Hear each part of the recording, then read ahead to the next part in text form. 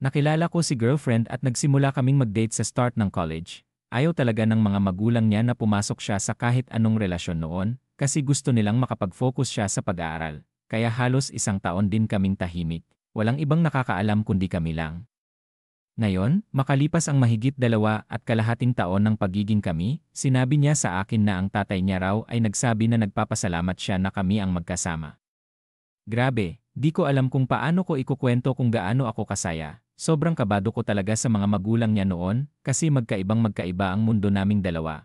Pero yung simpleng pahayag na yon na nagpapasalamat siya sa akin, parang tinanggalan ako ng 1 buong toneladang bigat sa dibdib. Para na rin kasi talaga siyang pamilya sa akin. At ngayong narinig ko yon mula sa tatay niya, parang isa na akong hakbang palapit sa pagsasama ng 2 pamilyang mahalaga sa buhay namin. Walang halong biro, this made my day. Sana tuloy-tuloy na talaga to.